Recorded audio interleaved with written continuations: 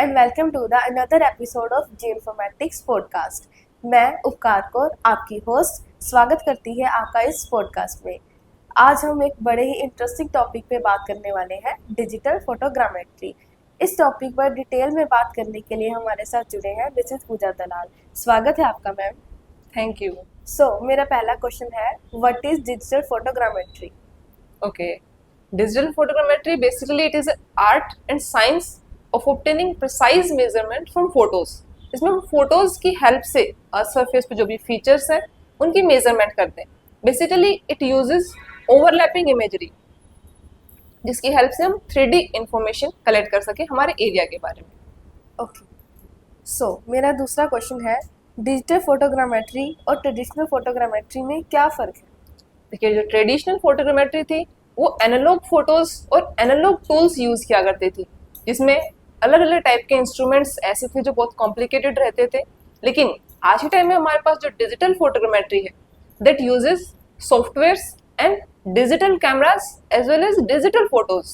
तो digital cameras जो हमें फोटोज प्रोवाइड करते हैं तो हमें सॉफ्टवेयर की हेल्प से ईजिली प्रोसेस कर सकते हैं। तो ट्रेडिशनल फोटोग्रामेट्री और डिजिटल फोटोग्रामेट्री में काफ़ी डिफरेंस रहा है। ओके, मेरा थर्ड क्वेश्चन है कि इसमें क्या एडवांटेजेस है कि जो ज़्यादा यूजफुल हो सके इंडस्ट्रीज में? Okay, its major importance is that it provides accurate and precise data। क्योंकि यही हमारी जो 3D रिप्रेजेंटेशन या 3D मैप्स हम बना रहे होंगे हमारे एरिया के लिए, तो उसके लिए हमें एक्यूरेट और प्रिसाइज डेटा चाहिए जो फोटोग्रामेट्री हमें इजीली प्रोवाइड कर सकती है। इसके अलावा 3D विजुअलाइजेशन, फोटोग्राफ्स जो ये कैप्चर किए जाते हैं फोटोग्रामेट्री में, इसमें हम 3D रिप्रेजेंटेशन भी कर सकते हैं हमारे एरिया का, प्रॉपर 3D इसमें देखा भी जा सकता है। Apart from this it reduces the field work. Traditional photogrammetry में डेटा कैप्चर करने के लिए, उसकी प्रोसेसिंग वगैरह करने के लिए फील्ड वर्क्स या जो फील्ड मेथड्स थे वो ज़्यादा यूज़ किए जाते थे। लेकिन फोटोग्रामेट्री में उन मेथड्स की, उन टूल्स की कोई ज़रूरत नहीं है, जिससे कि ये कॉस्ट इफेक्टिव ऑप्शन है। Then apart from this it is having data integration capability, कि जो फोटोग्रामेट्री का डाटा हम क्रिएट करते हैं later on it can be integrated with GIS also, which will help them for spatial analysis capabilities. इससे उनकी जो एनालिसिस का कंसेप्ट है वो काफ़ी हेल्पफुल होगा। अपार्ट फ्रॉम दिस एक्सेसिबिलिटी, ये भी फोटोग्रामेट्री का एक इम्पॉर्टेंट पार्ट है, खासतौर से डिजिटल फोटोग्रामेट्री का। बिकॉज ट्रेडिशनल फोटोग्रामेट्री कुछ लिमिटेड एरियाज के लिए ही थी, वो उन एरियाज में पॉसिबल ही नहीं थी जहाँ पे पहुँचना मुश्किल हो या जो काफ़ी रिमोट एरियाज हो। लेकिन डिजिटल फोटोग्रामेट्री की हेल्प से हम उन एरियाज में भी पहुंच सकते हैं, वहाँ का डेटा भी कलेक्ट कर सकते हैं और उसे प्रोसेस करके वहाँ की मैपिंग कर सकते हैं। Okay, my next question is, accuracy के पॉइंट ऑफ व्यू से डिजिटल फोटोग्रामेट्री कितनी रिलायबल है? एक्यूरेसी, ये भी इसका एक इम्पोर्टेंट पार्ट है। Accuracy as well as precision, काफ़ी एक्यूरेट डाटा फोटोग्रामेट्री में प्रोवाइड करती है। अगर आप इसके एवरेज एक्यूरेसी की बात भी करना चाहें तो photogrammetric data can provide us sub centimetre level accuracy. Centimetre level में इसके एक्यूरेसी हम देख सकते हैं इसके मैप्स की या इसके 3D मॉडल्स की। हालांकि एक्यूरेसी जो है वो बहुत सारे फैक्टर्स पे भी डिपेंडेंट है, जैसे कि फ्लाइट एल्टीट्यूड है, इमेज क्वालिटी है, ये कुछ ऐसे फैक्टर्स भी है जो उसको डिग्रेड भी कर सकते हैं। लेकिन अगर प्रॉपर डाटा कलेक्ट किया गया है, इमेज क्वालिटी अच्छी है, तो हमें सेंटीमीटर लेवल की भी एक्यूरेसी मिल सकती है। Okay ma'am, my next question is, आज के टाइम पर कौन सी इंडस्ट्रीज है जो इस टेक्नोलॉजी को यूज कर रही है? So there are multiple industries. However, you can also say that there are n number of industries which are using photogrammetry because इसकी characteristics में ऐसे point added है। अगर मैं कुछ इंडस्ट्रीज आपको काउंट करना चाहूँ, जैसे कि surveying and mapping.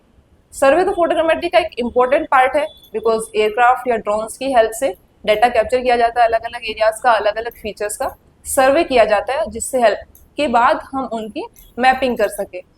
Apart from this you can find out like geology and mining. Mining में भी देखिए बहुत सारी माइंस ऐसी होती है जहाँ के हमें proper 3D models continuous basis पे चेक करते रहने पड़ते हैं, ताकि हम ये देख सके कि वो माइंस कैसी है, वहाँ का कितना एक्सट्रैक्ट हम कर चुके हैं, वो रिसोर्सेज जो भी उसमें अवेलेबल है। तो माइनिंग में भी हम इसका यूज़ कर सकते हैं। Then forestry and as well as agriculture also, because forest areas में भी यहाँ का डाटा हम कलेक्ट कर सकते हैं, बिकॉज जैसे मैंने आपको पहले भी बताया कि रिमोट एरियाज में भी हम इसमें डाटा कलेक्ट कर सकते हैं। तो फॉरेस्ट में इंफॉर्मेशन हमें कलेक्ट करनी होती है कि फॉरेस्ट कैसे हैं और ट्रीज की हाइट लेंथ कैसी है, वो सारी चीज़ें हम इसमें मेजर भी कर सकते हैं और उनकी मैपिंग भी कर सकते हैं। इसके अलावा जैसे कि जियोलॉजी या फिर architecture, architecture is also one of the important part, because जितनी भी हमारी कंस्ट्रक्शन साइट है वहाँ की हमें कंटिन्यूस बेसिस पे ये इन्फॉर्मेशन चाहिए होती है कि वो कंस्ट्रक्शन ठीक बेसिस पे चल रहा है या नहीं। जो भी फीचर हम क्रिएट करें, फॉर एग्जांपल वो हाईवे हो या कोई बिल्डिंग हो या कोई मेजर मॉल वगैरह हो, तो उनके 3D मॉडल्स फोटोग्रामेट्री की हेल्प से इजीली क्रिएट किए जा सकते हैं। आर्कियोलॉजी और कल्चरल हेरिटेज, जो कि हमारी पुरानी हेरिटेज साइट्स हैं, जैसे कि जो अलग अलग बिल्डिंग्स जो पहले के टाइम में क्रिएट की गई थी, उन सभी के भी डाटा अगर हमें कलेक्ट करना हो, उनका सर्वे करना हो, उनके 3D मॉडल्स अगर क्रिएट करने हो, तो उसमें भी फोटोग्रामेट्री हमारी काफ़ी हेल्प करेगी। जो डिपार्टमेंट उस फील्ड से रिलेटेड हैं, जो इंडस्ट्रीज उससे रिलेटेड हैं, वो 3D मॉडल्स की हेल्प से इन्फॉर्मेशन कलेक्ट करते हैं कि क्या उसमें कहीं प्रॉब्लम तो नहीं है, डैमेज वगैरह अगर उसमें कुछ आया है तो वो कितना है और कहाँ उसे रिपेयरिंग की जरूरत है। तो ये कुछ ऐसी इंडस्ट्रीज थी जिसमें फोटोग्रामेट्री का काफ़ी यूज़ किया जाता है। ओके मैम, सो जितनी मेट्रो लाइन्स बनती है उसमें भी इस टेक्नोलॉजी का यूज़ होता होगा? Obviously that is also the part of construction, जैसे मैंने एक्सप्लेन किया। तो मेट्रो लाइन्स कंस्ट्रक्ट करने के लिए भी प्लानिंग एज वेल एज उनके बाद में 3D मॉडल्स क्रिएट करने में फोटोग्रामेट्री यूज़ करते हैं। ओके मैम, सो मेरा अगला क्वेश्चन है, फोटोग्रामेट्री और लेडार में क्या डिफरेंस है? देखिए, हालांकि दोनों ही टेक्नोलॉजी ऐसी हैं जो 3D इंफॉर्मेशन प्रोवाइड करती है, 3D डाटा हमें प्रोवाइड करती है, लेकिन इनका जो डाटा है that is very different and the processing part is also different. जैसे कि photogrammetry uses photos and images, ये उसी पे बेस्ड है। फोटोज कलेक्ट करते हैं अलग अलग एरियाज की और उनकी हेल्प से ये 3D मॉडल्स बनाते हैं या अपनी इन्फॉर्मेशन प्रोवाइड करते हैं। दूसरा, अगर हम लेडार की बात करेंगे तो लेडार जो है वो पॉइंट क्लाउड डाटा कलेक्ट करता है, जो कि लेजर पल्सेस की हेल्प से कलेक्ट किया जाता है। तो ये मेजर डिफरेंस है दोनों में, क्योंकि एक फोटोज पे बेस्ड है, दूसरा लेजर पल्सेस की हेल्प से जो पॉइंट क्लाउड डाटा कैप्चर किया गया है उस पे बेस्ड है। लेकिन अगर हम इनके डाटा की बात करेंगे तो उसमें क्या है कि फोटोग्रामेट्रिक के फोटोज को हम इजीली इंटरप्रेट कर सकते हैं, इजीली उन्हें प्रोसेस कर सकते हैं। लेकिन लेडार का जो पॉइंट क्लाउड डाटा है उसे प्रोसेस करने के लिए, उस पर काम करने के लिए काफ़ी ट्रेनिंग की जरूरत होती है। तो फोटोग्रामेट्री लेडार के कंपेरेटिवली काफ़ी सिंपल है, हालांकि डाटा ये भी आपको 3D इंफॉर्मेशन प्रोवाइड करेगी और एक्यूरेसी भी अच्छी देगी। ओके, सो मेरा लास्ट क्वेश्चन है कि डिजिटल फोटोग्रामेट्री का फीचर क्या है? देखिए, फ्यूचर में इसमें बहुत सारी डेवलपमेंट होने के चांसेस है, जैसे कि AI powered automation and image analysis, artificial intelligence जो कि काफ़ी डेवलप हो रहा है, बहुत सारे कंसेप्ट्स में, बहुत सारी टेक्नोलॉजीज में ऐड ऑन हो रहा है। तो फोटोग्रामेट्री में भी AI जो है आगे वो यूज़ होगा, बिकॉज इसकी हेल्प से फोटोग्रामेट्री की बहुत सारी प्रोसेसिंग पार्ट जो है वो ऑटोमेटिकली किए जाएंगे। इमेज एनालिसिस में भी वो काफ़ी हेल्प करेगा। Then next one is cloud based processing, cloud data को भी फोटोग्रामेट्री में प्रोसेस किया जाएगा। फोटोग्रामेट्री के सॉफ्टवेयर्स में ऐसी डेवलपमेंट आएंगी जो क्लाउड डाटा को भी प्रोसेस कर सके। Then real time 3D mapping, जो ऑटोनोमस व्हीकल्स हैं, ऑटोनोमस व्हीकल्स का ट्रेंड भी रिसेंटली स्टार्ट हुआ है कि बिना किसी ड्राइवर के भी कोई व्हीकल मूव कर सके। तो ऑटोनोमस व्हीकल्स में भी हम फोटोग्रामेट्री को यूज़ कर सकते हैं, बिकॉज ये रियल टाइम 3D डाटा उन्हें प्रोवाइड करेगी। तो उनके सिस्टम में जब ये इन्फॉर्मेशन ऐड ऑन होगी तो उन्हें भी काफ़ी हेल्प मिलेगी और फोटोग्रामेट्री में भी ये कंसेप्ट ऐड हो जाएगा।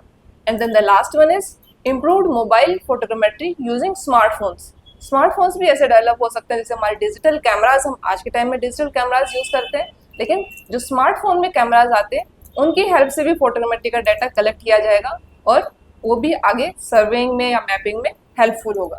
Thank you so much ma'am, आपने डिजिटल फोटोग्रामेट्री पर इतने अच्छे इंसाइट्स दिए। सो दोस्तों, ये था आज का पॉडकास्ट जिसमें हमने सीखा कि डिजिटल फोटोग्रामेट्री का कहाँ यूज़ होता है, कौन सी इंडस्ट्रीज में यूज़ होता है और क्या क्या इसके एडवांटेजेस हैं एंड ऑल। तो मैं मिलती हूँ आपको नेक्स्ट जियो स्पेशल पॉडकास्ट में। तब तक के लिए सीखते रहिए, एक्सप्लोर करते रहिए।